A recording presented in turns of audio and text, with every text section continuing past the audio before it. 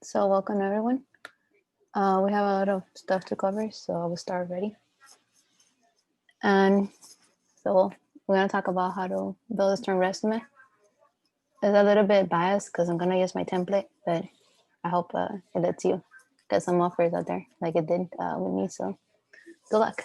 And UP is here, the UP e-word, and CHEP e-word too, and they're gonna talk about ways to get involved on campus so that you can make sure you have the experience that you need in your resume. So you can get those jobs and internships. So any questions, any comments before we get started?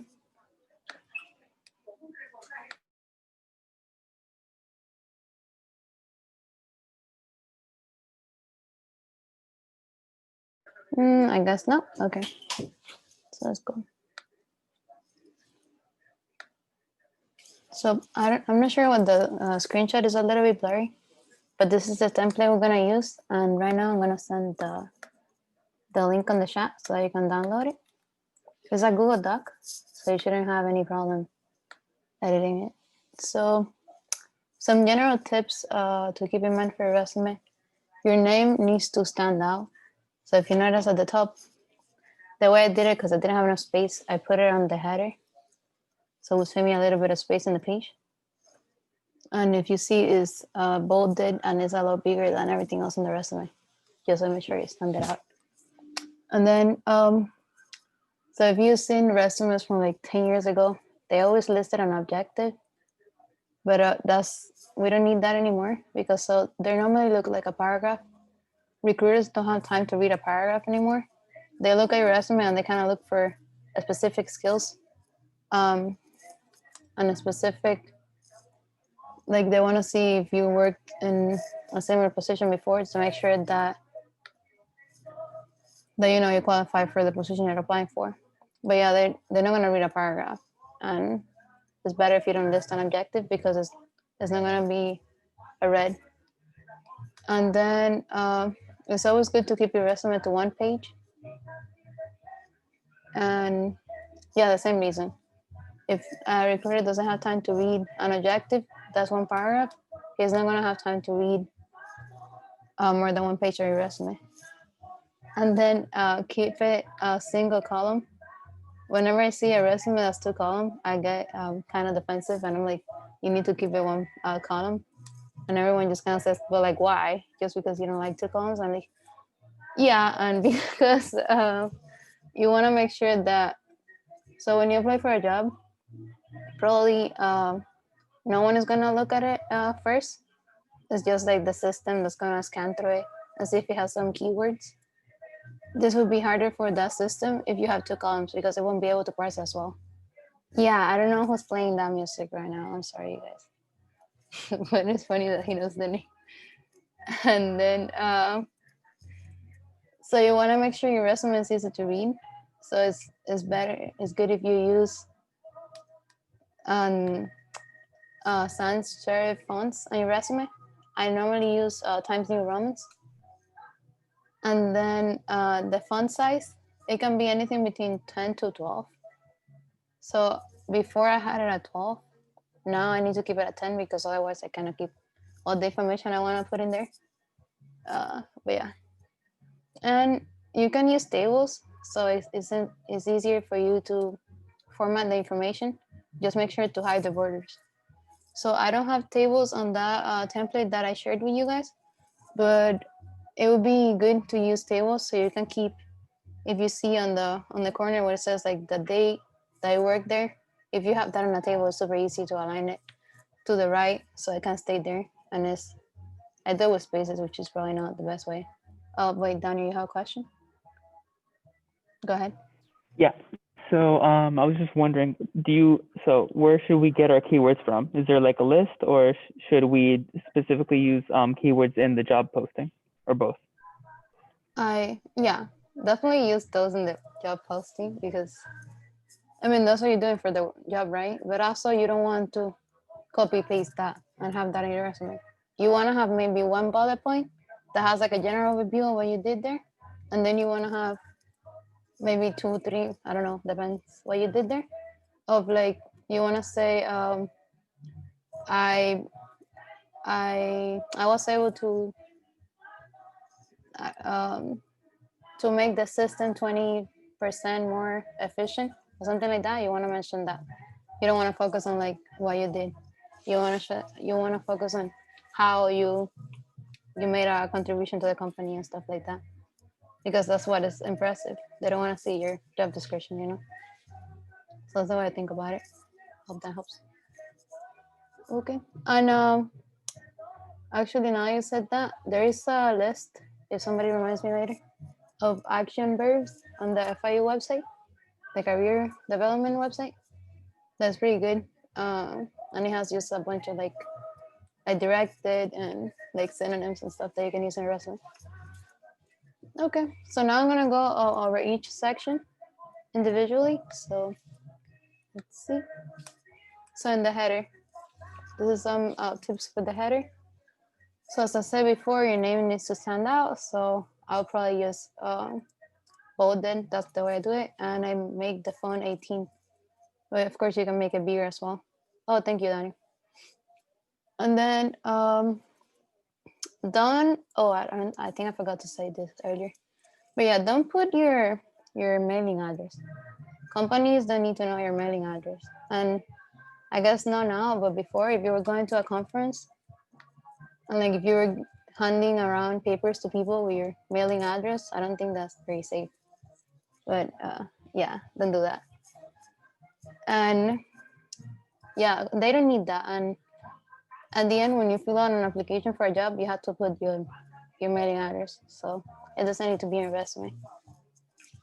And then, so what I have in the header, I have my telephone number, I have my email, I have my LinkedIn, because recruiters would normally, well, not normally, some of them reach out to you via your LinkedIn, especially if you're going to like a conference and if you're a girl, like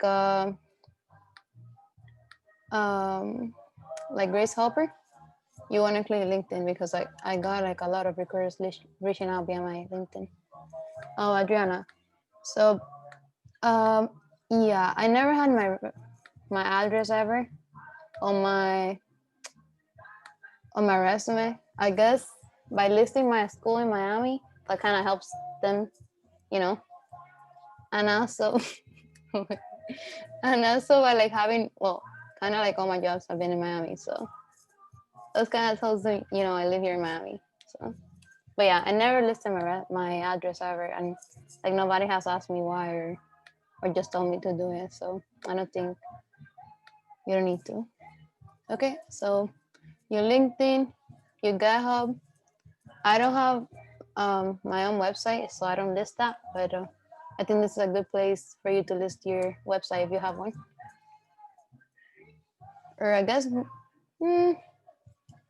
or maybe some project that you worked on that you're really proud of. You can probably put it here too, if you want. And then, oh, wait, I skipped one section. Any questions? Oh, what am I doing? Any questions about the header besides Adriana's question? So to be clear, we should not include the email. Oh, the email, yes. The mailing address. Don't put your home address there. Oh, claro, vale. Gotcha. Yeah, your email, yeah. Your email. I normally also put my school email, because I don't know, I don't want my personal email being bombarded by recruiters. I just feel like a school job. I don't know, just put those together. But that's just me. Okay, so Ivan. Well, electrical engineering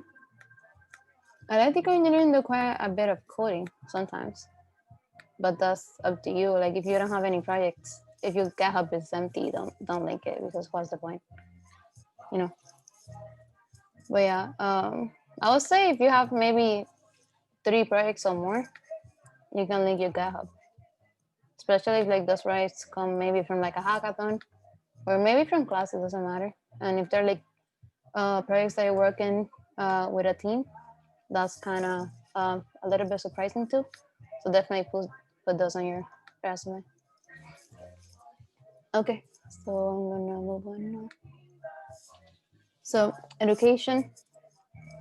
So currently this is all I have on my resume. I only have like the school name, the city and state, the degree, my GPA, honors, associations, and scholarships.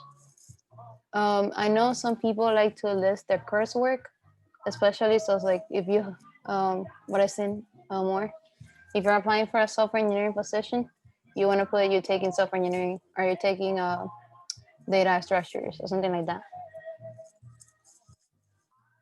Oh, you can put it on their education as well. Yeah, I don't personally have any certifications, so I guess I didn't think of including that on the template. But you can definitely list it on their education as well, and just kind of keep the same format. You would just put the name of the certification when you got it. I'm not sure if you will list the score or not. That was something I would need to check out, but yeah. And oh yeah, of course, make sure to list your expected graduation date as accurate as you think it might be, because it's expected. Doesn't mean you're gonna graduate then. But yeah, just so you have an idea, and the recruiters have an idea when giving you when like checking out your resume for a position. So that's for education. That was really quick. Yeah, if your resume is above 3, but also that's kind of tricky with the GPA thing, because if you list it as cool, they might be like, oh, that's impressive. But if you don't list it, they might be like, oh, so what's your GPA? Why isn't here? So it's a little bit tricky. So try to keep your GPA as good as you can. Sometimes work gets in the way, life gets in the way. I get that. I've been there. But just try to keep it, above 3, how Henry said. So let me move on. So skills. This is the way I have it. If you notice, this is a template. I just kind of put a skill 1 and skill 2, programming language framework, database management system, etc. But so you can do it differently too. If you have more space, you can put like front end technologies and just kind of list like what front end technologies, or like back end or game dev. I don't know, VR, whatever you're doing, and that technology that for that. Like I put here, you can break it down by category if you want to. And you can also, so I only do that for languages. Not sure why, I guess because I wanted to keep it to one line. But you can mention maybe like how many years you have used it. So like Java, 3 years, JavaScript 1 year, something like that. And then, yeah, so for languages, I have English because I speak English and I speak Spanish, and then I have that's fluent and native because I grew up speaking Spanish. So that's how I listed it. You can do it differently. I know there's another way, but that would take a lot of space. That you can have like a little progress bar kinda, and just like in there you shadow how much you know. But that would take a lot of space, and yeah, I don't have that much space on my resume. I've seen those when you have like 2 columns, but yeah, I already said before that I don't like those type of resume. So yeah, up to you. And then, so for work experience, I kind of mentioned a little bit about this earlier. So you want to say the position, the company, the city and state, you start and end date. And if you just if you started like last month, but you're currently working there, you just put present as the end date because you're currently working there. And so you want, as I said to Daniel, you want to talk about the work that you've done there, but you don't want to focus too much on that. You want to make sure you talk about the impact. And if you have numbers about like what you've done, like I said, 20%, the program is 20% more efficient now because of you. You want to say that. The recruiter wants to see those numbers. And also, like if you worked on something that affected 5,000 customers, you can list that out. Mm-hmm. Look, Henry. So focus on improvements that you made. Your time there. Play up those numbers if you can. And the way I normally do it is I have the bullet points of what I did, my impact, and then my last bullet point lists the technologies that I use. That's how I normally have it. That's just me. You can do it however you want. Like you don't have to list the technologies on their own bullet point. You can list it in the description, or up to you really. What's up, Danny? For those of us who have not been blessed with a job yet, what should we do instead for this space? So if you don't have work experience, well, but you have leadership experience. I know that from Spark Dev. And then you don't have, is there no like any job you can list here? Anything? I would do, I was a lead tutor for a year, but me and my boss didn't get off on the best terms, so I'm not sure if I should include it or not. I mean, I think you could.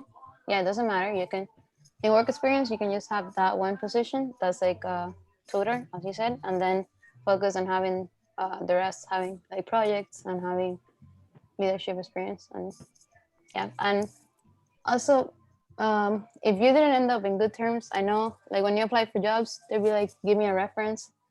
And sometimes you can even list them and be like, I don't want you to contact them. So yeah, I don't know. That's my experience. Yeah. Oh, so how about unrelated work experience? So, so I have experience as a tutor, and then I have some couple like 2 internships working in tech. And the way I do it, I have a master resume where I have my tutoring experience, and I have like other projects that like one of them relates to tutoring and stuff. But then I have, so that resume is like a page and a half.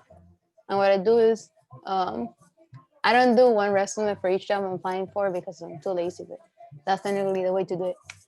But yeah, I just go to my master resume and get like whatever applies to software engineering, and I make 1 page resume with that. So I go there, I get my education because it's the same no matter what job I'm applying for, and then I get like my projects, that the ones that I feel like are more relevant. So I know that if I use the same technologies for both, I don't want to list both because why would I? I use the same technologies. So I would just list another one that something else. And then yeah, so if I'm applying for software engineer, I want to put my software engineer internship and something else related to tech. I don't want to put like tutoring on my resume for that position. So that's how I do it. Any other questions here? I have one. Mhm. If you have work experience that is not as relevant to the position you're applying, should you still include it? I was, yes, but so like if it's not that relevant, what I would do is I would probably list one of those positions, the most recent one, and then focus on like projects and like volunteering experience and stuff. Because so why would you list like 3 positions that have nothing to do with what you're applying for? You know, Mm-hmm. that's the way I feel about it.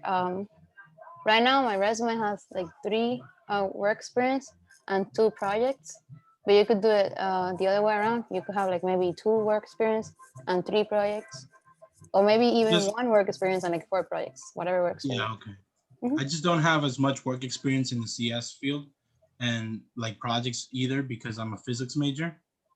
So Okay. like most of the things I will be applying to are like physics related, but they're computational physics. So that's why I'm like studying comp science stuff like that. So I don't have as much projects unless they're like from classes and How stuff about like like volunteer experience? Or that. are you working as an LA at FIU? That'll be okay. No, Oh, no. that's I don't know unfortunate. how to. I tried to, but I don't know how to get those positions. I figured it out, but not in time. I think look up LA program FIU, and I don't know how much information that has. That's the website, I think. But we're gonna talk about projects next. Give me a second, Lynn. And so if you don't find any information on the site, let me know later, and I can send you the email of the director. Of yeah, I think she's like the president of her. Mhm. So I can send you her email if you want to talk to her. Okay, so moving on. Also, I'm already running out of time. So for projects, um, so this is the format that I have for projects. Yeah, my resume is pretty boring. It's just pretty, uh, it doesn't have any colors or anything. It doesn't stand out, but it has the information that it needs to have. So the project format kind of follows the same format on jobs. The only reason you don't need like a city and state, unless you want to list the city and state. I don't know. So I have the project name. Oh, I put here hackathon name if you made it a hackathon.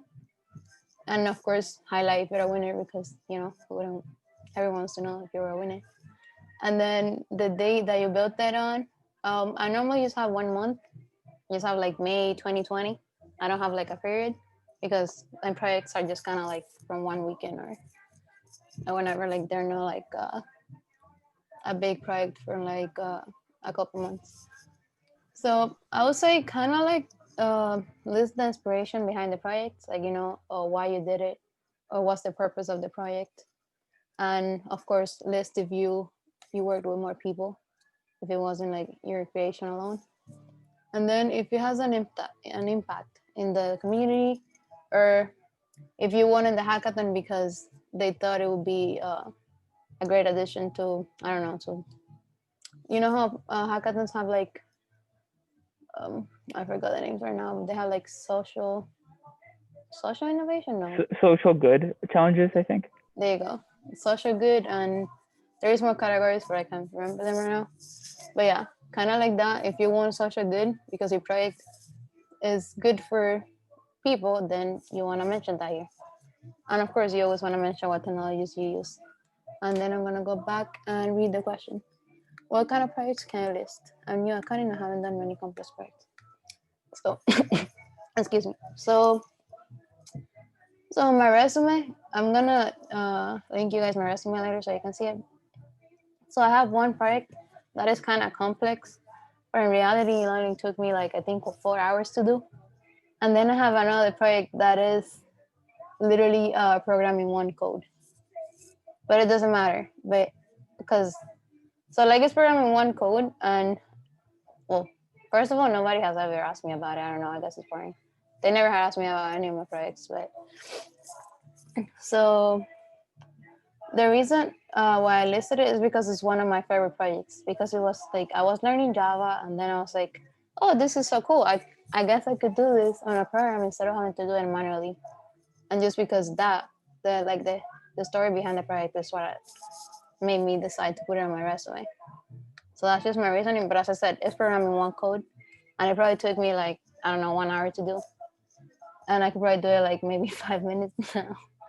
And yeah, and the other one was like 4 hours to do, I believe. I don't even.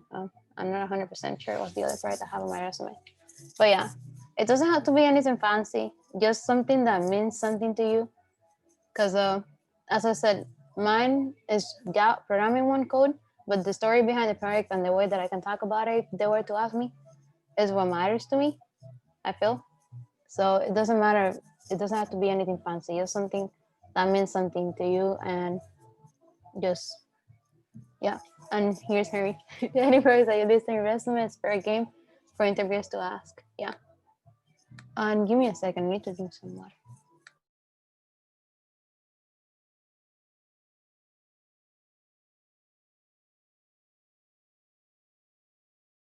Okay, I'm back. Any other questions about the projects? Did that help, Lynn?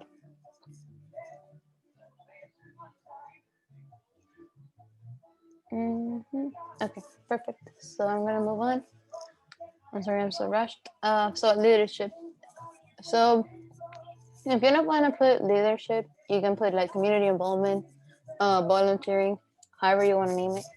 And same thing, it kind of has the same format as works, as your positions again.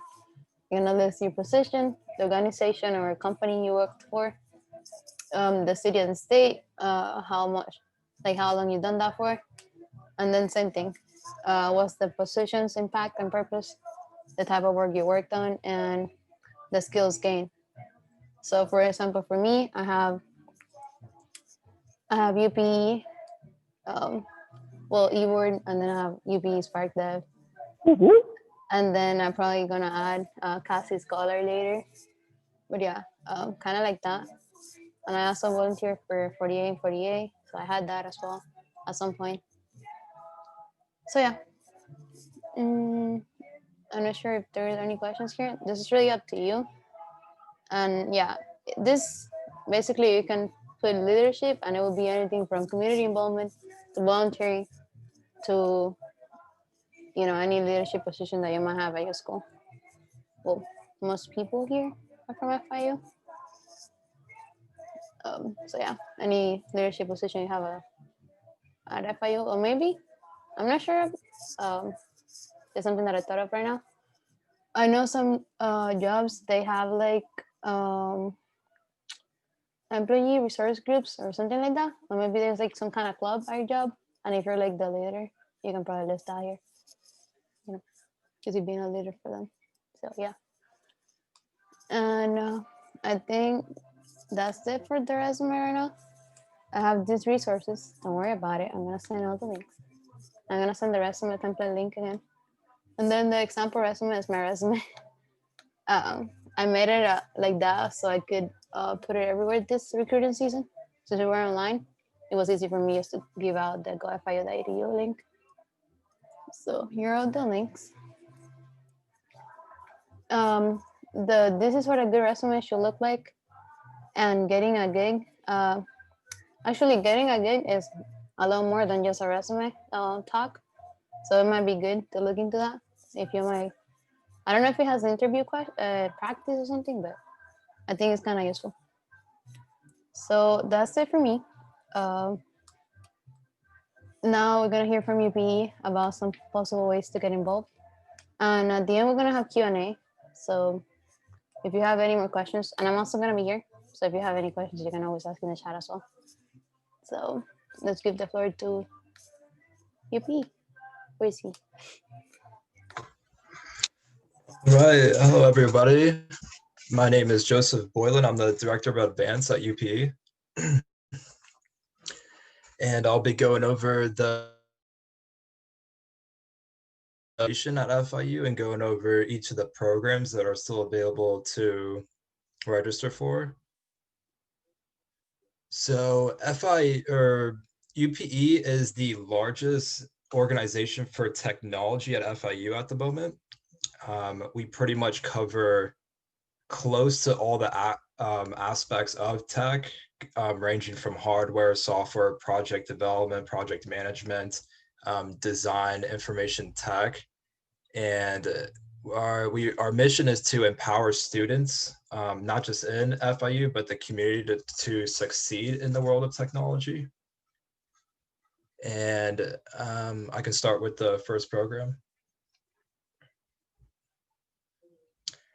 So Advance, we've pretty much tailored this entire program to be a one-stop shop at going through the entire interview process, from submitting your resume to receiving behavioral questions in the interview, to technical questions, technical analysis, debugging and whatnot.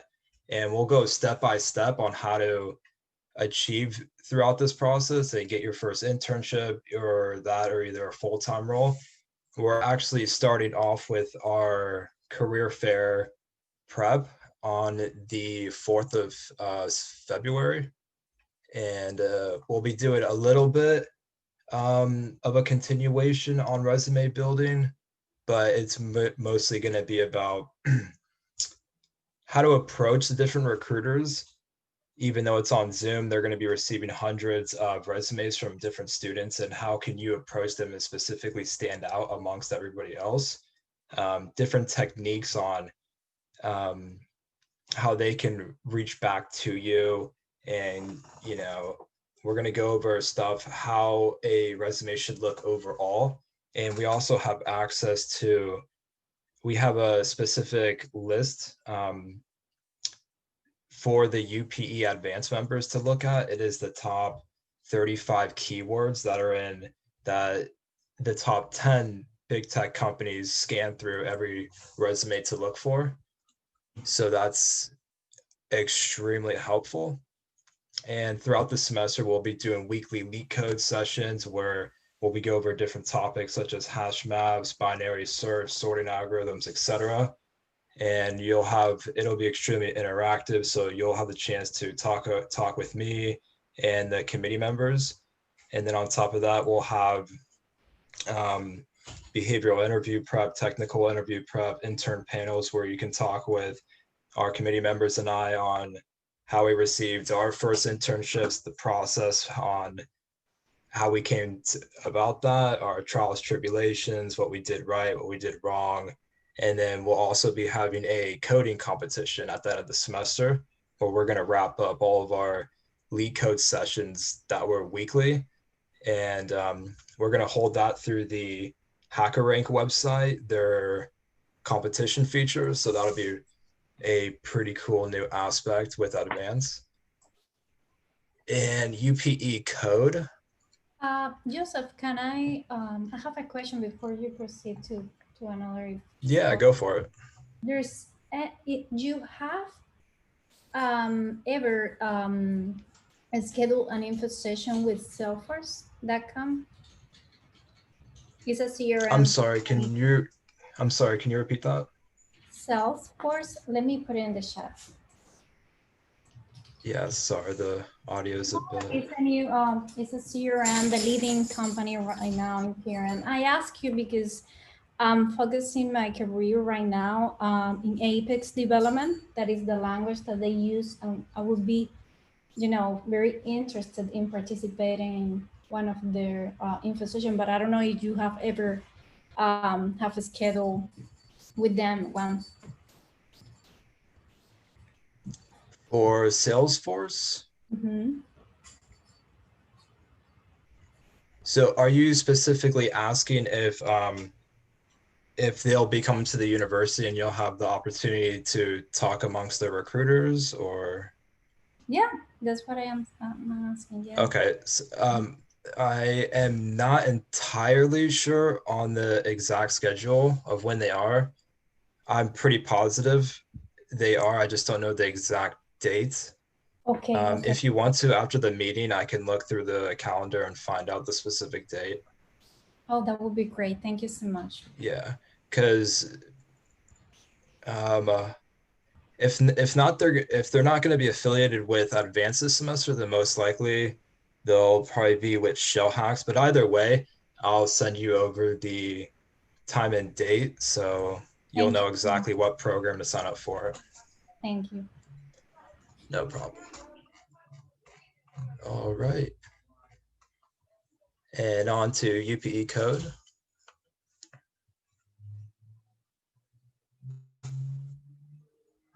Thanks, Danay. And then, so this is our largest program at UPE. It's pretty much focuses entirely on the software development side of technology and teaches students software development knowledge and skills through their various workshops and activities. It's broken up into 4 different areas throughout the semester, starting with web development, going into mobile development and game development, and ending with artificial intelligence and machine learning. In this program, you'll get some serious exposure to not only multiple programming languages, but several frameworks that are currently being used in the industry as of today. And just as the other programs, each workshop will take place in increments of 2 weeks for around an hour. At the moment, there is over 130 members.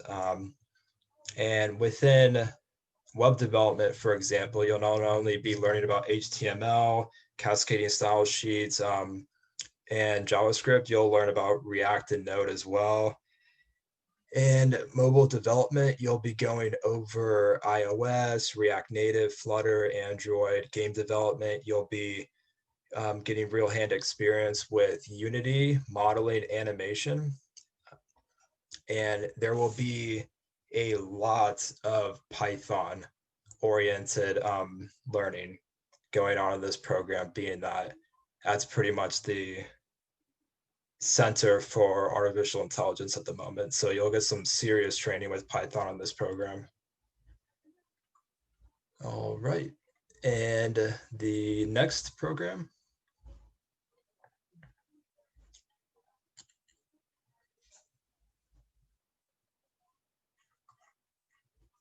All right, Upe Ignite is actually a really special program that we have at UPE.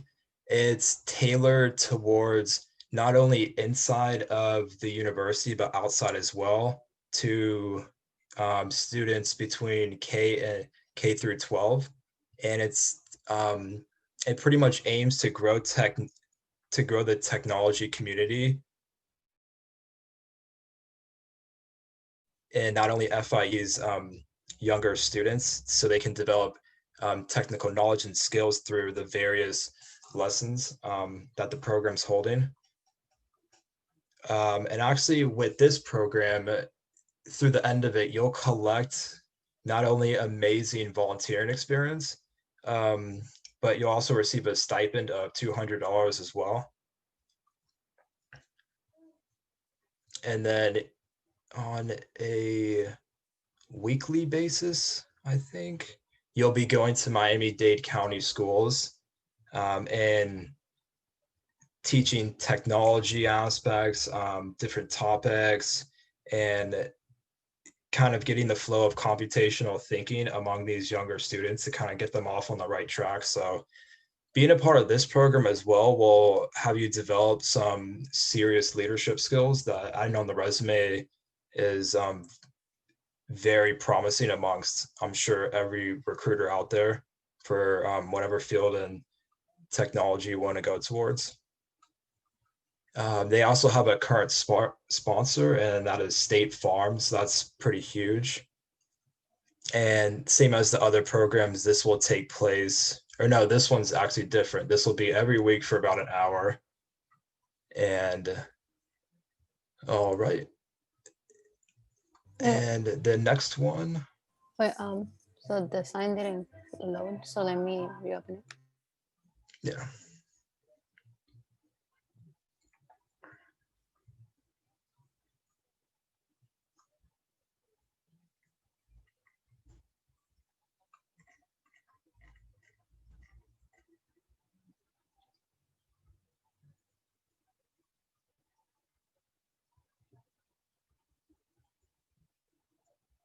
I think the logo was acting.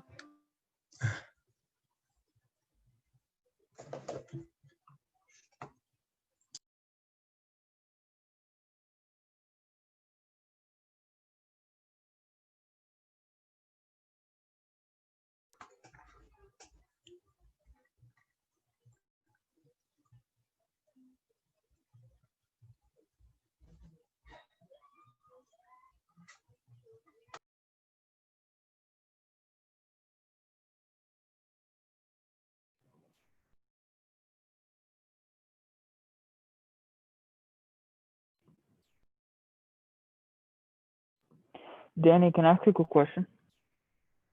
Yeah. Around how, like, okay, so around how many acceptances to failures do you think an average software engineer should have for like internships? So like, for example, let's say like every 50 applications, there's like three people that actually reach back. You gotta get a rejection. So I mean, I'd say the first, when I started, because you progress pretty quickly throughout the process if you're studying properly. But for the beginning with me, I wasn't aware of the whole UPE and such as advanced, different workshops like this. But I went through the hard way, and I think I submitted like 130 applications, and every single one was like, "Oh, we appreciate your interest in the company, and after serious consideration, we regret to tell you, blah, blah, blah." So at the beginning, I think the biggest thing you need to think of is not being deceived or not letting denial get to you. Just kind of use it as a way to, grow and learn from what you did wrong, because you most likely, other than a few outliers, you probably will receive a good amount of rejection letters, but it's only because you're starting off in the learning process of going through each step.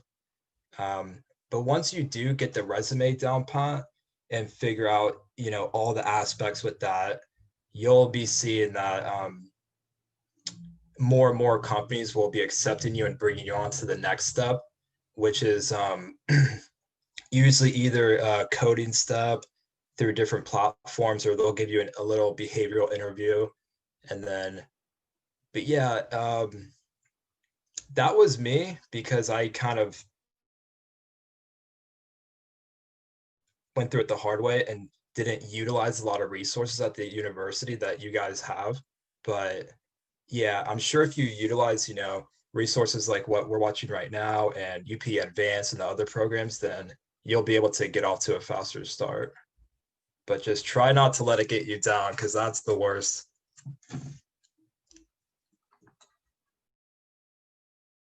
Gotcha. Thanks, guys. All right, so UP Design is another program that we have that teaches students the design skills, usually in areas that are focused on user interface, user experience design, or no, both user interface and user experience design, prototyping, project management. You will be able to learn all the different aspects in all three of those between the program's interactive workshops and activities.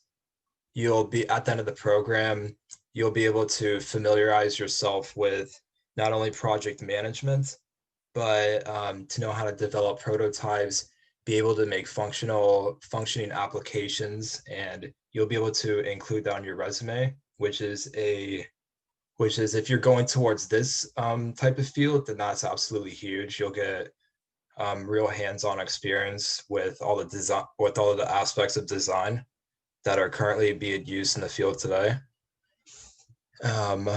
As you can see with the user interface design and user experience interface design, you'll be working with specifically with Adobe XD, which is currently being used in the market amongst several top tech companies, and Figma as well is being used. You'll be able to master different aspects of graphic design, such as theory, Illustrator, Photoshop. So those are very pretty cool tools and skills that you can also throw on your resume. Again, all these programs will, by the end of the semester, you'll be able to you can fill out your experience, skills, and put different aspects on your resume. And these are absolutely huge, along with the networking that you're going to gain from these programs.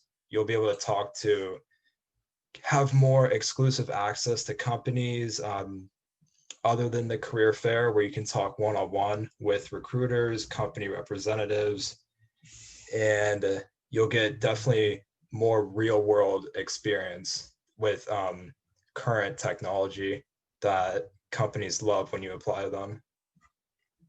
All right, and next slide.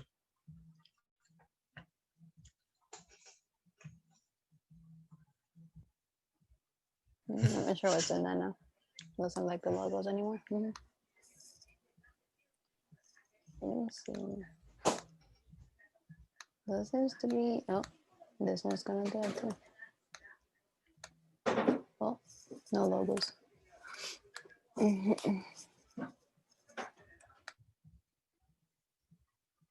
All right. So the next one is UPE Infotech. This program is going to be tailored entirely around information technology, which at times tends to be not the most not the most popular field that people gravitate towards, but it happens to be one of the most widely used and beneficial within the technology field. Basically, any type of system usually runs software that needs cybersecurity, cloud computing, and networking, and those will all be discussed throughout this program. You'll get real hands-on experience learning those as well. You'll learn the fundamentals of, you know, DevOps, other IT related topics. You get to participate in hacking challenges to be able to test your different programs. You'll be able to build and prepare skills for CTFs.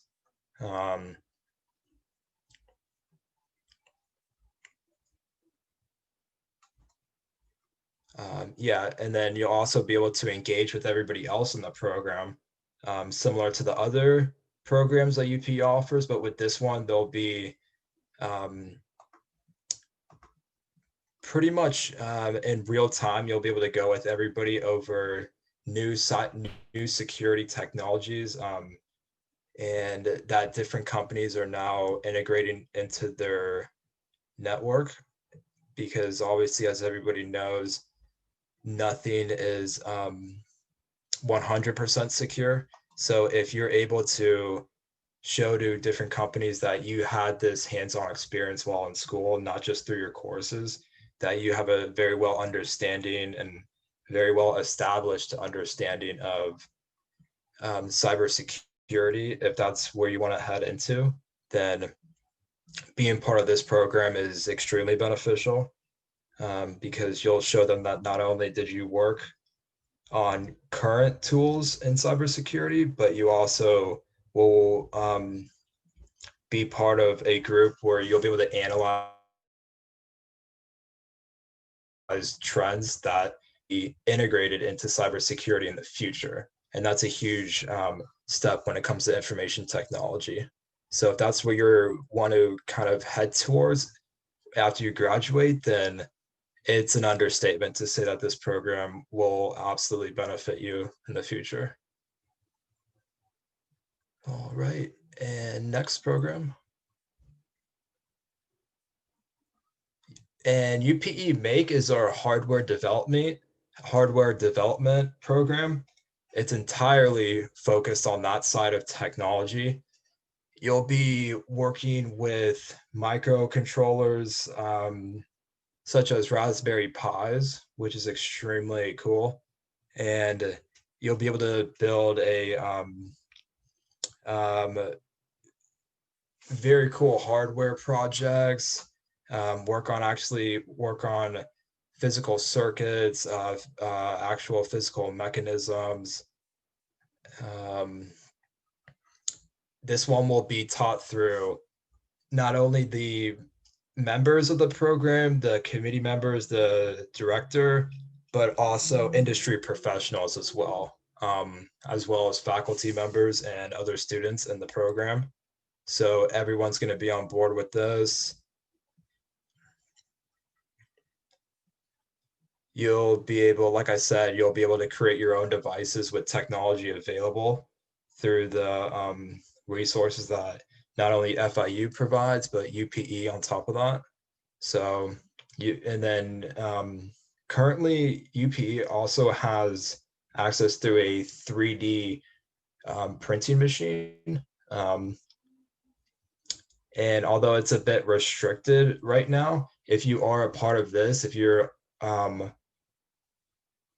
accompanied by a director or other executive board member, and you're a member of this program, you'll be able to go inside the facility, actually learn about the 3D printing process, and then along with other embedded systems that I discussed, like Raspberry Pi, you'll go over Tinkercad, and that's about it. That's the hardware side of UPE.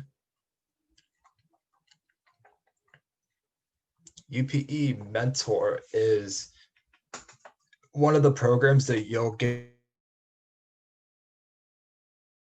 some of the most leadership experience compared to the other ones. You'll be responsible of mentoring a specific mentee at FIU who is most likely going to be an incoming freshman who is 9 out of 10 times will be overwhelmed with the transition from high school to college life. And you'll be facilitating everything, that all the aspects it has for that specific mentee's transition, in order to kickstart their collegiate career, pick the right path of what they want to study and whatnot, and kind of be there at all times to give them guidance and support.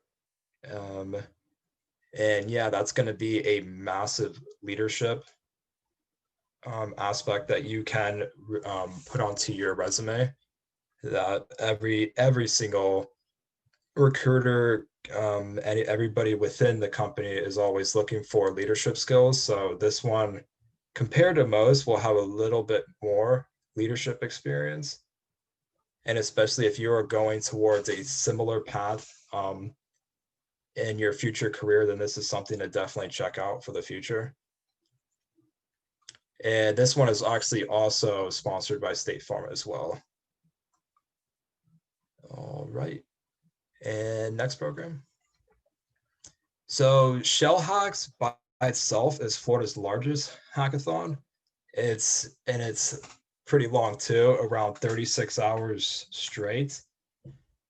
And it is sponsored by UPE's Shell Hacks program, which the program has been designed to deal with everything and anything that has to do with hackathons.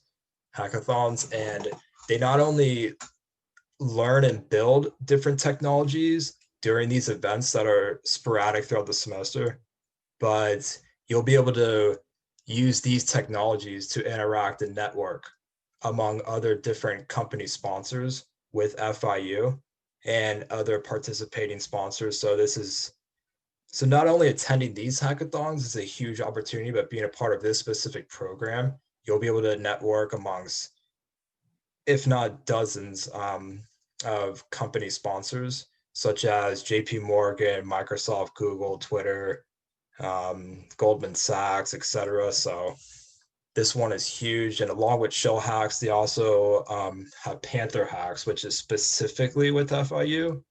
And it's also hosted by the office of the FIU president as well. And then following later in the semester, there will be a global game jam where it's pretty much a hackathon fixed on game development. And that one's going to be 48 hours. So yeah, if you enjoy being a part of competitive coding, then definitely check out this one. This program keeps you on your feet, that's for sure. And as I said, the company sponsors that are going to be there not only sponsor FIU, but specifically the Shell Hacks program. So, all right. And next slide. Spark Dev. So this is the last program we have. Spark Dev is another one of the most interested in programs as well for the whole UPE organization. It brings students together to work on multiple areas of technology. You will have, you'll be broken up into different teams, and it's focused mostly primarily on project development. And you'll have 9 weeks with this team and the other members within this program to complete a project that is pretty much tailored to a topic in technology that you are interested in. You'll be working on stuff like robots, games, mobile applications. It'll teach you about the fundamentals of project development, not only in school, but in the real world, which is extremely beneficial. You'll get to talk with technology leaders, company representatives that are currently working in a career of project development and get real advice from people in that field on what they did when they were in college and different experience and skills that you should know coming out of college that will impress these companies I'm talking about. And yeah, another thing to remind you is that no specific experience is required to sign up for this program, but you are required to attend, as long as with every other program, 75% of the workshops, just so you can get the full experience. And if you do so, you'll be able to receive not only recommendation letters, but serious networking with our alumni that are working at top tech companies, the executive board, sponsor companies like the recruiters and other engineers that sponsor our programs. So yeah, being a member in any one of these programs has its extreme benefits to it. And for most of the programs, the applications are either ending tonight or by the 22nd, coming up on Friday. So definitely check those out. I think, yeah, the link's right here. So definitely check those out and pick one of the programs or maybe two, because it's something you definitely want to utilize. One of the biggest resources at the university that you can utilize. All right. And thank you for listening, guys. Oh, and these are the different areas, sources of contact. There's the website you can check out about. There's the email contact, social media contact, and is that the Discord? Yeah, that's the Discord that is going to be active almost 24/7. There's almost going to be at least 1,000 people on that server. So, and it'll be discussing every single program, different opportunities. You'll be able to see internship roles, full-time roles, the minute they pop up anywhere on the internet, such as LinkedIn, Indeed, Handshake, etc. So yeah, these are really cool resources to check out. So now we're going to pass it over to Shep.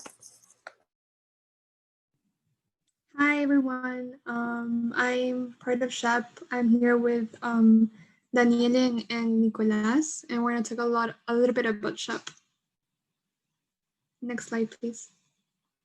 So SHPE is the Society of Hispanic Professional Engineers, and I know it says Hispanic, but no, we are open to anyone who would like to join our organization. Our main goal is to help students get their dream job, dream internship. So we have info sessions, workshops. We prepare you for the SHPE National Conference, which usually takes place late October every fall. It's every year. We help you network. We help you prepare for conference. So as you can see, SHPE is a national organization, and it's in all of the states. And we are region 7. You can switch slides. So SHPE, we do different types of events. We do outreach, professional development. We do promote everything through marketing, which is our social media, and internal affairs. Sorry for the baby, I have a baby cousin. Okay, so our outreach, we do go to different schools, K through 12, and we teach them about what STEM is. And just help students be more curious about technology, engineering, math, and so on. Professional development, that's how we prepare students go to national conference with resume workshop. We have companies come in here and do their own info sessions. And some of them even ask for resumes. So that is always good. And through marketing, that's how we put our social media, our flyers and so on. And internal affairs, we do have an Amigo program, which is a mentorship program. And we do also socials that way you can also meet other people in school, because it's always good to network. And yeah, next slide.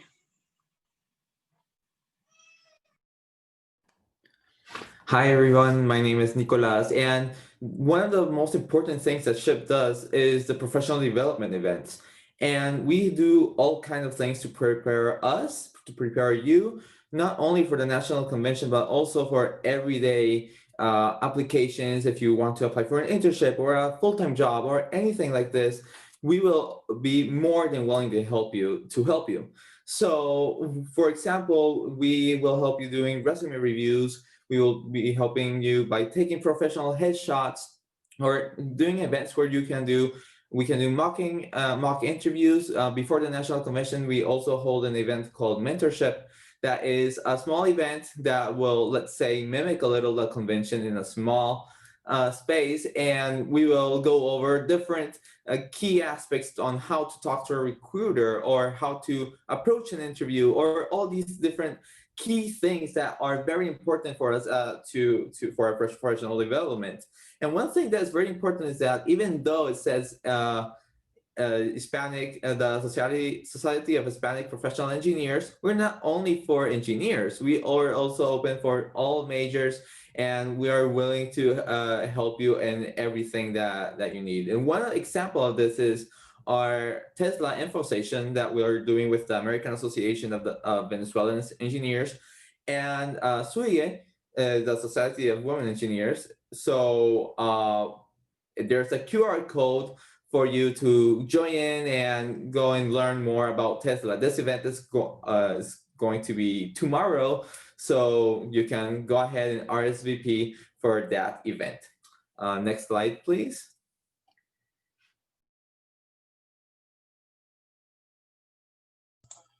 Hello, everyone. My name is Daniele, and these are some of the companies that SHPE partners with and collaborates with them.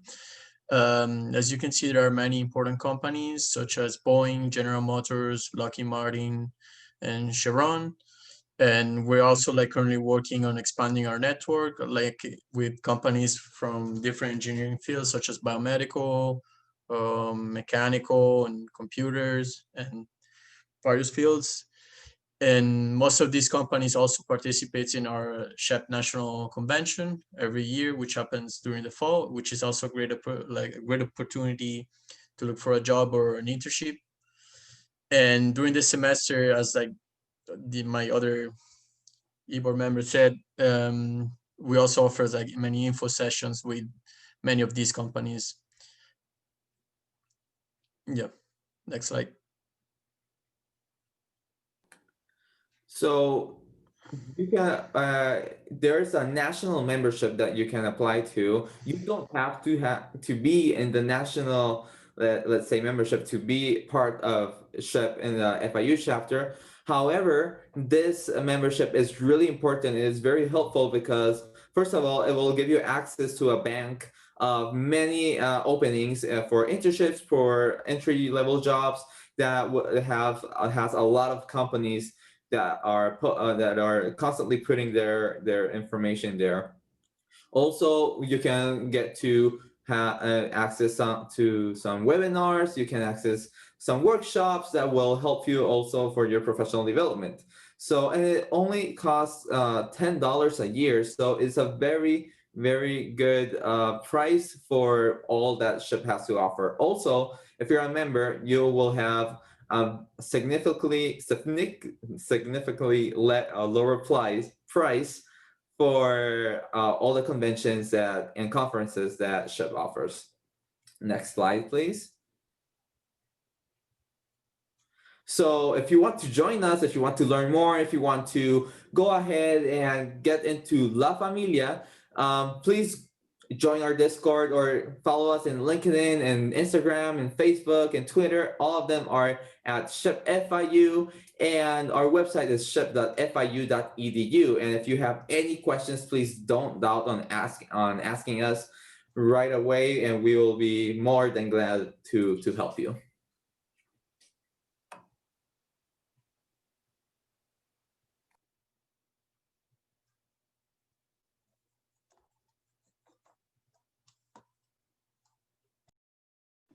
So I guess let's first start with any questions that you guys have about UPE or SHPE. Hey, yeah, I have a couple of questions if that's all right. Can you guys hear me? Yes. Awesome. So back in November, I actually received an email titled UPE Induction Invitation. I submitted the application on time, but I never got a reply for that. It's apparently to join the UPE Honor Society. So I was wondering if my regular submission is enough or if I had to do anything else. So I guess I would reply to that. So the email, I'm not sure how it went this year. I think you got the invitation. You had to pay a fee. I don't know how much to use anymore either. But you have to pay via PayPal, and then Mhm. once you've done all that, then I guess you become a member.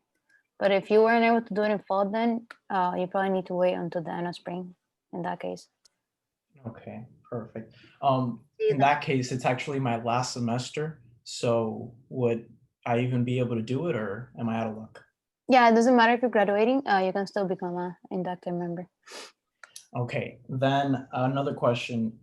If I signed up for 2 of the programs for UPE, if there is an event in the future that maybe I didn't sign up for, despite the fact that I'm not signed up for that specific program, can I still attend it? So I'm pretty sure this semester, UP is gonna still be doing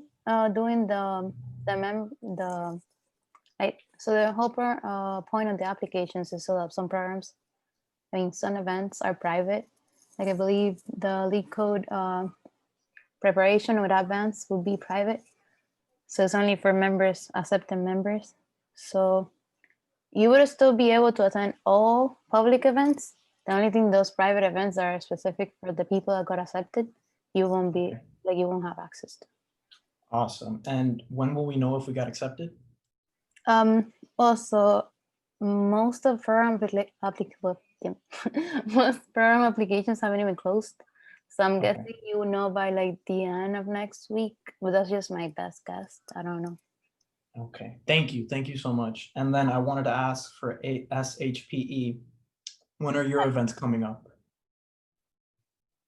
We actually have one next week with it, which is the workshop with SHPE, with Tesla, I mean, sorry. Mhm. And throughout the semester, we do have like a variety of events. So I would say stay on the lookout with our social media. We also send emails, weekly emails with all the events that we're gonna have that specific week. Awesome. And some of them are still in the planning. Awesome. And I know you guys aren't from ACM, but is there anything for ACM planned in the future, if you guys know? I wouldn't really know about that one. Awesome. Sorry And then, about no, it's all right. Thank you. And then last question. Oh, you go ahead. Sorry. Yeah, sorry about that. So once we graduate and we're alums, do you guys have things open for alums as well, or is it just for people who are Yes. enrolled? Actually, SHPE has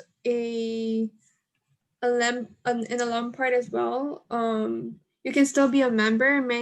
That's actually something that SHPE is trying to do, increase, because most of them are undergrads, and they do want to have more grad students. They do want more alums because, besides that, we also want people who graduated to come back and do panels with us here. So there is like a variety of opportunities for alums too, especially if you're a national member too.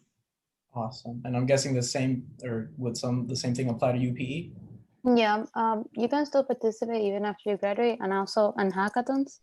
MLH lets you participate in hackathons up to a year after graduation. So you say you're graduating this year, you can do shot hacks, you can do I don't know what, any other hackathon in high school until next spring, 2020.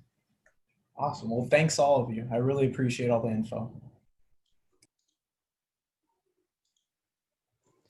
So hello, I have a question, or I think two.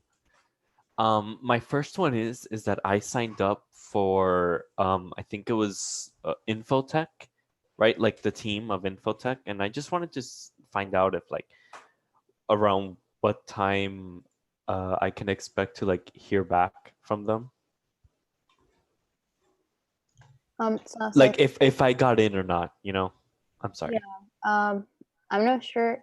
I don't know any like all the programs deadlines, but I don't think they're closed. So I'm guessing maybe by this Friday or next week. Like Okay. I wouldn't know how to tell you more exactly, and I don't know if the director is right here right now. So yeah. Yeah, don't worry about it. I guess another question would be, because I'm a computer engineer, right? And like I just wanted to see if like maybe you guys had like other languages like C or C++ available. So C and C++. I think they use that for game development, but that's Hmm. as much as I know. Yeah. Right. Okay. So Discord, you can ask around there. Yeah, and you'll be learning C and systems programming. Oh, I don't know if you take that with computer engineering, but No, yeah, like C is literally all we do, and other languages like VHDL or whatever, you know. But yeah, like it's almost all C. I have yet. I mean, I guess the only other language I encountered was Python, but Java is non-existent. Yeah, basically, yeah. I just wanted to see if you guys had like anything for in C or C++.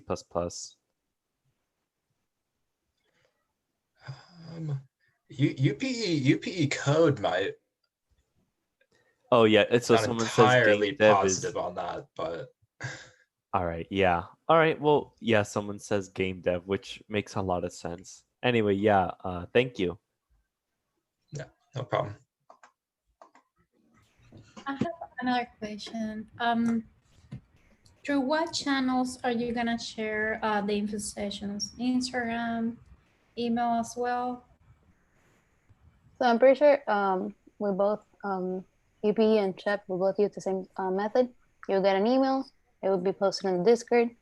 In the case of CHEP, it will be also posted on their WhatsApp announcement, and you would see it on our Instagram too. Okay, perfect. Thank you.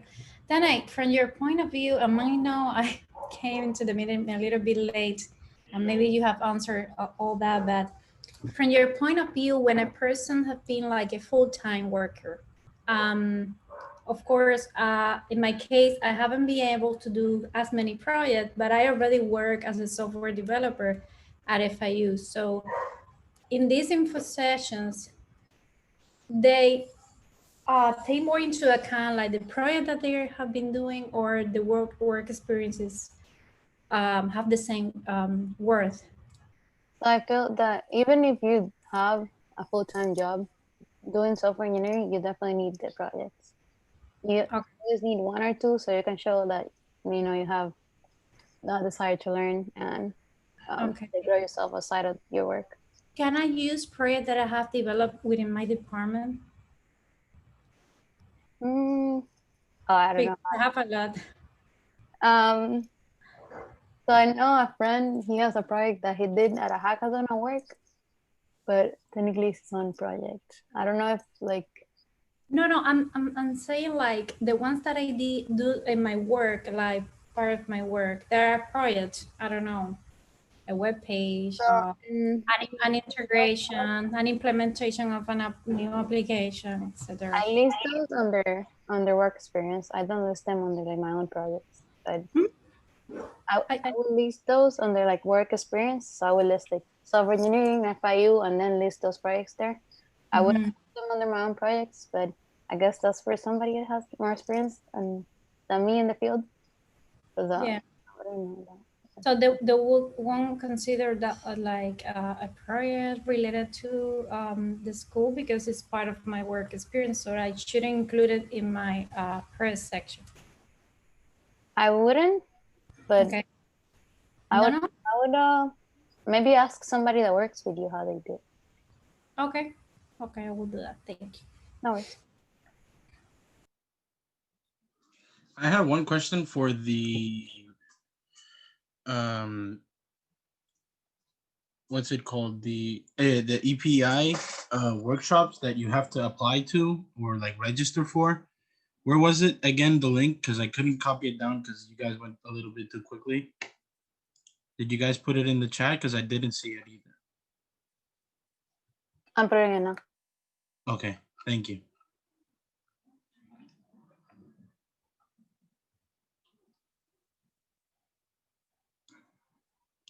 Casey, no, I think you're a member for, like, you still are a member for UPE.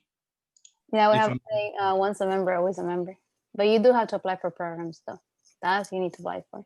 But member, no, you're always a member. Sorry, what programs are you speaking of? Because I was a member last semester, but I was only able to make it at 3 meetings. So I'm a bit lost when it comes to the program. If you're a member, so if you fill out the form that's on the website under like UPE membership, you're always a member. But if you're like part of code, last semester, and then this year you want to be part of code again, you have to apply. Or I mean, you still have access to the public events, but you won't have access to the private events unless you apply. Okay, and I can find all that info on the UP website, correct? Well, to apply for the programs, use this link, gofiu.edu UPE programs, and to become a member, but I think you already are. You can go to the site and go to membership. I'm not sure what's the but I think it says membership. Thank you.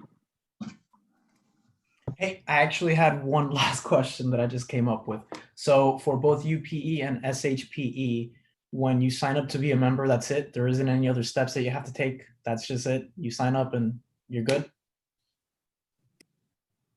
So for SHPE, yes, you just sign up. Like if you sign up for SHPE FIU, you just join the Discord chat and that's about it. You just try to participate or volunteer in our events. But if you want to be a SHPE national member, which is like the whole country, you have to go to a different website that it's in one of the slides, and it's a $10 free. That's a $10 fee that's every year, which includes a lot of perks. And that's optional. You don't need to be a national member to be part of SHPE FIU chapter. Awesome. And for UPE? And then for UPE, you'll get the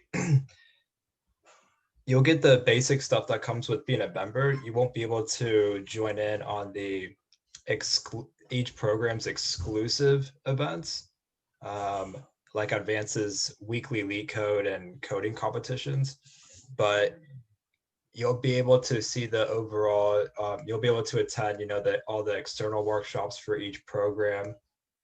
And yeah, as of right now, if you are a member, you're pretty much set, unless you do want to join specifically with a program to have that program's exclusive access for like interaction with one-on-one with individuals. But yeah, as of right now, if you're a member, you're set if that's where you want to be. Awesome. Thank you.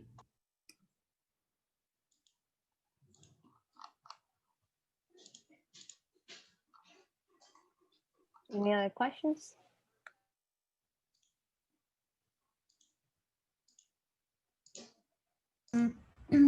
Joseph, I remember that you told me something about sharing the schedule of the post-session. I don't know if it's now or later through email.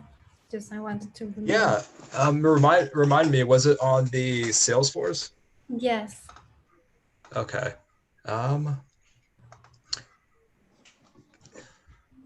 I'm trying to find if there's a safe way I can share you my email really quick, or you can share me mine. Okay. Because I can send it to you right when the meeting's over with. Okay, I can send you my private message. Is there a way to send it, Danay, without putting it in the chat? Yeah, you can do private messaging, so you can find her name and message. Okay. Oh, got it. Okay. Forgot about that. Thank you. All right, perfect. No problem.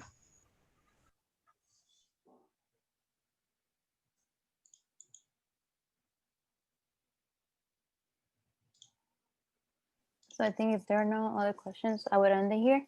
As I mentioned earlier in the chat, I would send the recording to everyone. I'll put it in the Google Drive and then just send the link out to everyone that RSVP. So even the people that couldn't make it, the ones that were late or had to leave for class, everyone can watch it. So yeah, if you have any questions, well, you have my resume, so you kind of have my phone number, but no, don't do that. Use LinkedIn. I mean, whatever, you can message me. Just identify yourself, because I won't reply if it's like just random. Like if you say hi, I will probably know you. But if you say like, hey, it's me from the resume workshop, I would say what's up. So yeah, I'll see you guys later. Thank you everyone for coming. So bye-bye.